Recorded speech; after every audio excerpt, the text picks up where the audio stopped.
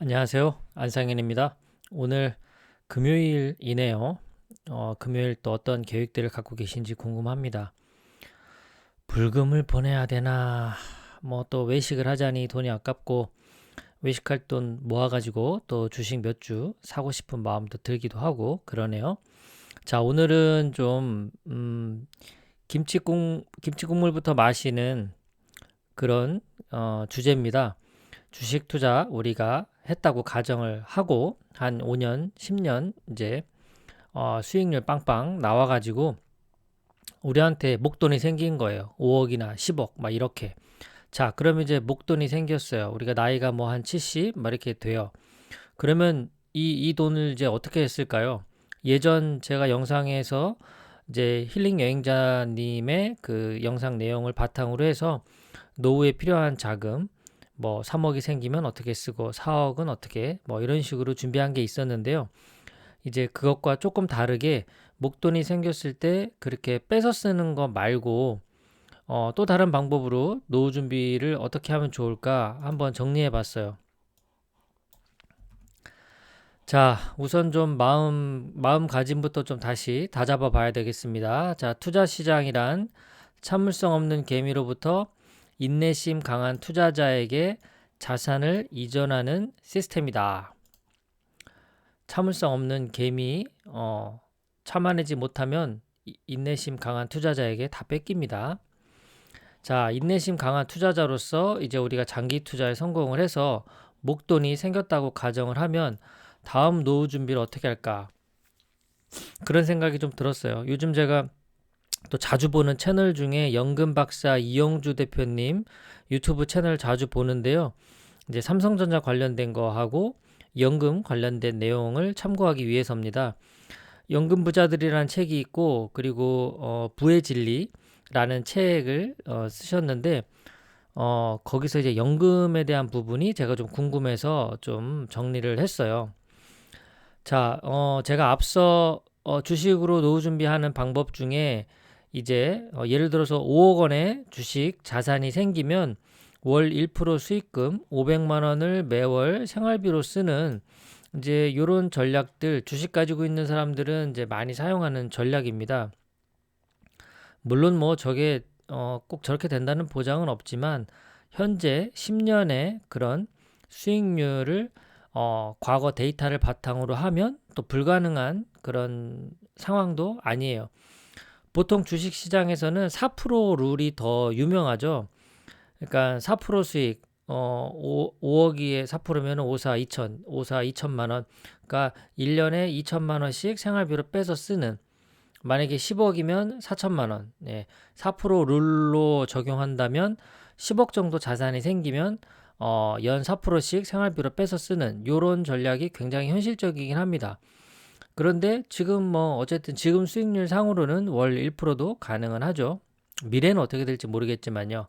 근데 저 같은 경우 이제 이렇게 빼서 쓰는 것도 이것도 이제 한계가 있지 않겠어요? 나이가 70이 되고 뭐 80이 되고 이러면 80 넘어서도 뭐 이렇게 매월 1% 뺏어 쓰는 게 어렵지 않겠습니까? 그래서 이때부터는 저는 연금으로 전환을 해가지고 쓰는 게 좋지 않을까. 그래서 연금에 대한 구체적인 이야기는 다음에 좀 준비를 해보고 오늘은 이 목돈이라는 개념과 연금이라는 개념을 그 연금 부자들이라는 책에서 잘 정리가 돼 있어서 한번 생각해보고 우리가 좀 지금부터 준비할 수 있는 건 준비하면 어떨까 이런 생각이 들었어요.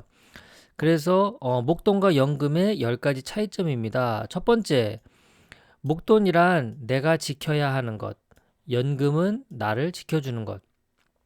재밌죠? 표현이. 목돈, 이거 내가 지켜야 되죠? 만약에 부모님이 목돈으로 재산을 많이 갖고 있어 봐요. 그러면 이거 음? 좀 갖고 싶은 사람들이 얼마나 많겠어요. 자식된 입장에서 뭐 어차피 나중에 만약에 상속해서 줄 거면 미리미리 지금 뭐 이렇게 좀 주면 좋지 않을까? 뭐 이런 생각이 들기도 하고 사업하는 사람이라면 더더욱이나 정말 1, 2억이 아쉽죠. 그러니까 뭐 만약에 아버지가 뭐 한 5억 갖고 있다 그러면 저기서 한 1억만 좀 빌려주시면 참 좋을 텐데 이런 생각 누구나 하지 않겠어요? 또 이사를 해요. 전세 자금이 5억인데 4억밖에 없어. 그러면 1억만 좀 빌려주시면 얼마나 좋을까? 그러니까 부모된 입장에서는 이 목돈을 지켜야 되는 거예요. 나중에 뭐 이거 노후 자금을 쓸 거라면 더더욱이나 잘 지켜야 되겠죠.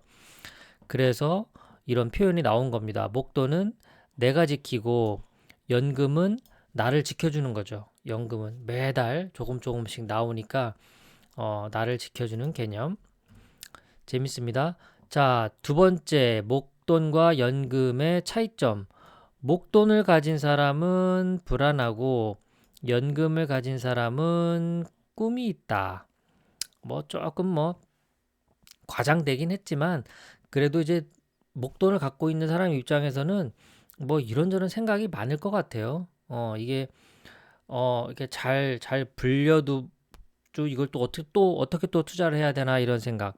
또 만약에 수익이 또 예상만큼 안 나오면 또 원금 까먹을 것 같은 그런 불안 뭐 이런 게 있을 것 같고 근데 뭐 젊어서는 뭐 이렇게 해도 되지만 좀 나이 들어서는 이거 뭐 수익이나 뭐 이런 것 때문에 또 스트레스 받는 것보단 그리고 또 뭐 월세 받고 뭐 이렇게 부동산 같은 거 투자하는 분들 월세 받고 하는 건 참 좋은데 또 매번 뭐 세입자 관리 또 건물 관리 이런 것도 신경 써야 되는 부분이 있으니까요. 목돈을 가진 사람이 아무래도 좀 불안한 것 같고 그리고 연금만 타고 있는 사람 입장에서는 그냥 안정된 노후 자금이 따박따박 들어오니까 이번 달은 또 뭐 해볼까? 이번 달은 뭐 해볼까? 뭔가 또 새로운 계획을 세울 수 있지 않나? 이런 생각이 듭니다. 자, 세 번째 차이점은 뭘까? 목돈 가진 사람은 현재 부자, 연금 가진 사람은 평생 부자. 예, 이렇게 또 구분을 해봤네요. 목돈은 까먹으면 그만이에요. 진짜 아무리 많이 갖고 있어도 현재 부자라는 표현이 맞는 것 같고 근데 연금이 나오는 사람은 만약 연금이 매달 500만 원 나온다 그러면 이 사람은 진짜 평생 죽을 때까지 부자 아니겠습니까? 목돈의 개념과 연금의 개념 요런 새로운 관점을 또 가질 수가 있어요. 자, 네 번째 목돈 가진 사람은 왕년에 내가 어쩌고저쩌고 연금 가진 사람은 나는 앞으로 어쩌고저쩌고 예. 이게 뭔가 또 세상을 바라보는 관점 같은 게 좀 다른 느낌이죠. 이미 돈을 지금 자산이 뭐 50억, 100억이야. 그러면 뭐 진짜 뭐 옛날에 뭐 이렇게 해서 벌었고 저렇게 해서 벌었고 뭐 이런 얘기들 막 하는 거, 성공담 같은 거 이런 거 좋아할 것 같아요. 지금 뭔가 새로운 걸 안 한다면 더더욱이나 과거 이야기에 더 얽매일 것 같고 근데 연금 가진 사람은 뭐 계속 매달 이제 생활비가 있으니까 뭐 뭔가 뭐 새로운 시도들을 더 많이 해볼 수가 있겠죠. 어차피 뭐 돈 걱정 안 하잖아요. 다음 달 되면 또 연금 나오니까. 뭐 약간 또 이런 개념 또 이렇게 바라볼 수 있지 않나 싶어요. 물론 뭐 목돈 가진 사람이 또 이렇게 창업도 하고 투자도 하고 뭐 이런 걸 적극적으로 좋아한다면 뭐 과거 얘기만 하진 않겠죠. 근데 우리가 지금 이제 연금과 비교를 하는 거니까 어느 정도 노령이 돼서 나이가 많아서 어떤 새로운 활동보다 그냥 이렇게 안정되고 지켜가는 쪽으로 가정을 한다면 목돈 가진 사람은 이제 좀 활동을 더 벌리지는 않을 것 같은 그런 생각도 듭니다. 자, 다섯 번째, 목돈과 연금의 10가지 차이점. 자, 목돈이라는 것은 까먹는 데 있어서 한도가 없죠. 그러니까 있는 돈 다 털어먹을 때까지 까먹을 수 있는 그런 리스크, 위험 요소가 있다면 연금은 까먹는데 한도가 있죠. 이번 달 500만 원 받아서 뭐 예를 들어서 친구가 어렵다고 그래서 뭐 500만 원을 다 도와줬다. 안 갚는다. 상관없죠. 뭐 다음 달 되면 또 연금 500만 원 나오거든요. 그런 면에서는 뭔가 내가 지켜야 할 관리해야 할 돈 그게 자산이 많지 않으니까 그냥 연금 내에서만 어떤 고민을 하면 되니까 또 이런 그 까먹는 액수조차도 이렇게 차이가 날 수도 있겠어요. 자, 여섯 번째 차이점. 목돈을 날리면 평생 힘들다. 연금은 날려도 한 달만 참으면 된다. 요건 뭐 다섯 번째 이야기하고 좀 비슷합니다. 자, 일곱 번째. 목돈 가진 사람은 호구가 되고 연금 가진 사람은 갑이 된다. 뭐 뭐 꼭 그런 건 아니지만, 근데 앞서 말씀드린 것처럼 목돈 갖고 있으면 그냥 정말 내 돈 빼먹을 사람들만 그냥 내 주변에 그득하죠. 그런데 매달 내가 연금 나온다 그러면 내 주변 사람들이 저를 많이 찾게 돼요. 아무래도 이제 씀씀이가 좋잖아요. 애들 용돈도 잘 줘, 밥도 잘 사, 뭐 가끔 여행도 다녀. 그러니까 연금이 풍성한 사람은 죽을 때까지 갑이 될 가능성이 사실 많아요. 이런 점에서 우리가 주식 투자하는 입장에서도 이런 노후 계획 이런 것들을 이 연금 쪽 관련해서도 고민해 보는 것이 필요하다라는 생각이 들어요. 자, 여덟 번째, 목돈 가진 노인은 일찍 가는 게 자식을 도와주는 거고, 연금 가진 노인은 오래 사는 게 자식을 도와주는 것이다. 씁쓸합니다. 한번 좀 생각해 볼 필요가 있습니다. 뭐, 뭐 자식들 입장에서 생각하면 또 이렇게 생각할 수도 있겠다 싶어요. 굉장히 현실적인, 네, 현실적인 그런 멘트가 아닌가 싶어요. 자, 아홉 번째, 목돈은 이벤트를 준비하는 것이고 연금은 삶을 준비하는 것이다. 그렇죠. 우리가 목돈이 필요할 때가 뭐 사실은 큰 돈은 딱히 정해져 있어요. 개인의 차원에서는 이제 주택 마련, 뭐 자동차, 뭐 어떤 결혼 같은 걸 할 때, 이럴 때고, 그리고 이제 나이가 들어서 노령이 돼서 이제 자식들이 커가면 자식들 앞으로 뭐 어떤 대학 학자금, 결혼 자금, 음, 뭐 주택 도와주는 것, 뭐 이런 거, 그러니까 이제 어떤 굵직굵직한 이벤트를 대비하는 건 목돈이 맞는 것 같고, 그 목돈이 마련이 됐다면 그 다음에 내 노후를 위한 안정된 노후를 위해서 내 삶을 준비할 때는 연금이라는 제도를 활용하는 것이 맞다라는 생각이 들어요. 자, 목돈이라는 이 개념 자체는 금융 자산에 속하는 거예요. 자산이죠, 그냥. 그런데 연금이라는 것은 사회의 제도라는 거예요. 이거를 두 가지를 이 개념을 잘 활용할 필요가 있다라는 생각이 들어요. 투자를 통해서 주식이나 부동산으로 어떤 자산을 계속 불려나가는 것, 이런 어떤 그 한 가지 트랙이 있다면, 방법이 있다면 연금이라는 어떤 우리 제도를 잘 활용해서 우리 노후를 준비하는 것, 이것도 한 가지 트랙, 방법이 돼서 이 투 트랙 전략을 같이 쓰는 것이 필요하지 않나. 그래서 연금이라는 부분도 우리가 너무 무시할 수만은 없다라는 생각이 들고요.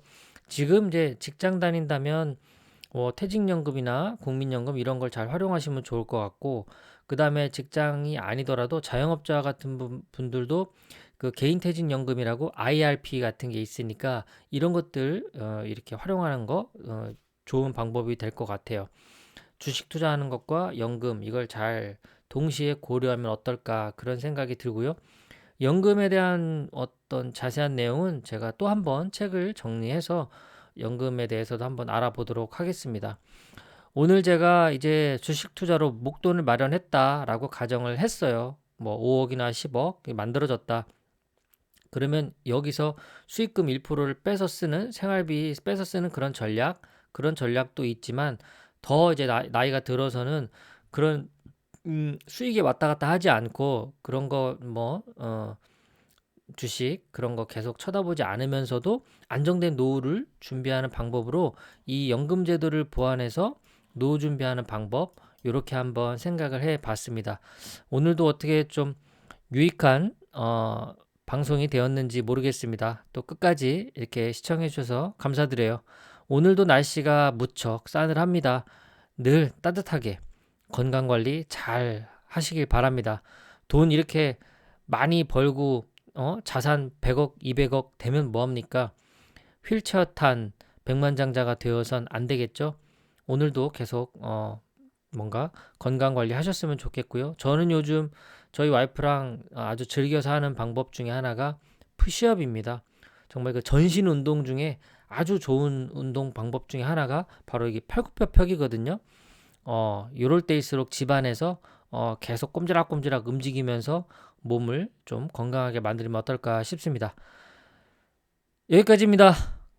즐거운 하루 되십시오. 감사합니다.